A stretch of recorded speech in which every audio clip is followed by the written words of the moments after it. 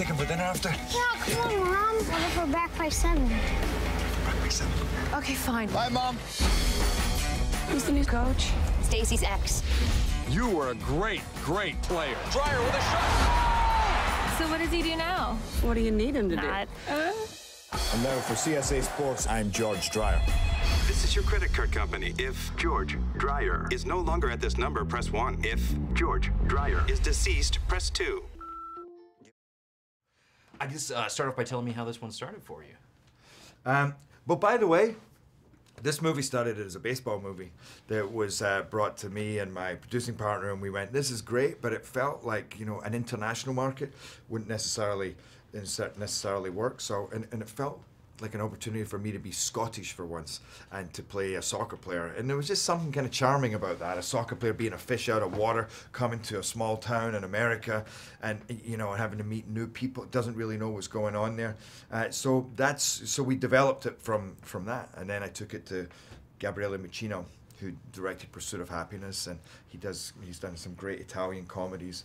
And I knew that he'd be able to take the kind of zaniness of this and at the same time really kind of mine the human emotions that would come out of this scenario. I read the script. I was obviously really excited about Gabriele as a director, and of course the cast that was kind of culminating and coming together. And I auditioned for this. I went in and read, I think just once with Gabriele, and then got the part. Fantastic. One of the great things is not only your chemistry with Gerard, but also with Noah, is this fantastic actor. He's incredible, that kid. He's a real, I think he's a real talent. And he's an adorable person. He's so much fun. We had such a good time together. There's so much to build in terms of a history between the three of you. Where do you begin sort of creating a family for the screen? Good question. I think you just begin with simple things like what does Noah like? What's his favorite kind of music? What's his favorite kind of food? Get him talking.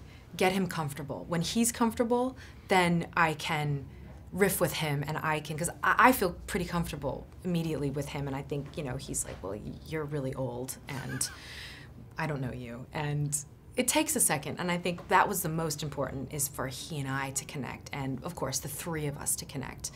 And then we just spend a lot of time in the rehearsal room, running through the scenes with Gabriele, with Noah, feeling a rhythm, and just hanging out, you know, going to lunch, going to dinner, becoming a bit of a unit, and and having inside jokes, you know, coming up with funny things that happened the day before that you can talk about the next day on set, and then it just kind of rolls out. Noah is this incredible actor. What is it like to build that father-son dynamic? Oh, with him it was easy. You know, from the second I met him, when he came in screen test, he walked in the door and we were like, okay, this is the kid.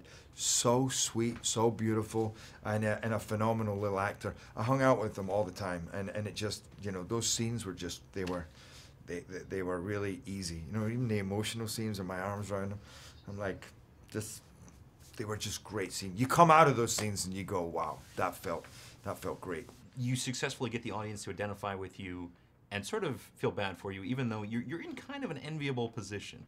Yeah, he's in an enviable position, but at the same time, I mean, it's true. He has women. That's what I was thinking the other day. You could either consider these women as stalkers or as a beautiful opportunity, you know, depending on what stage of your life you're in. But that's what he's had his whole life. He's actually trying to grow up. He's like, you know what? I really need to make something of myself in a deeper, more spiritual way. I need to connect with my kid. I need to find out about love. I need to be more responsible.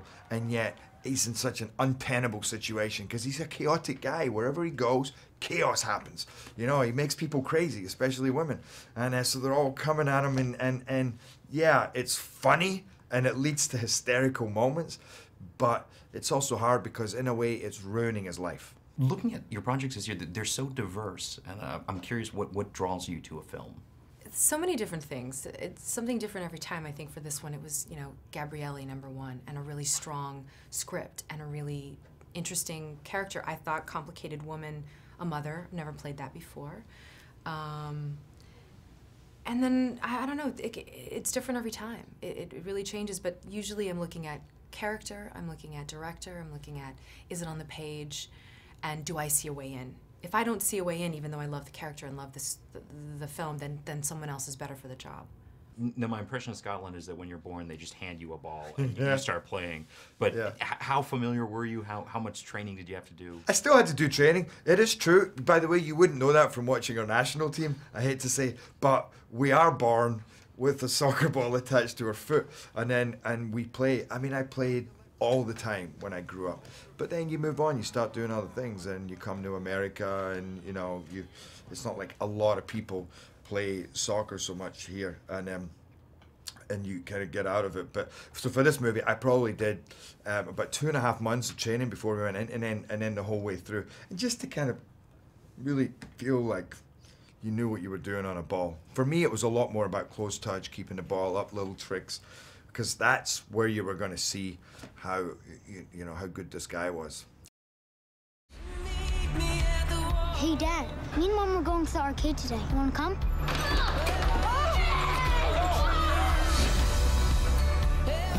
I just can't. I got a boy in here. He needs me to start being a father. I'm either too early or I'm too late. In a couple of weeks, I'm going to be too late again. That's a couple that can really talk. I don't think he's the groom.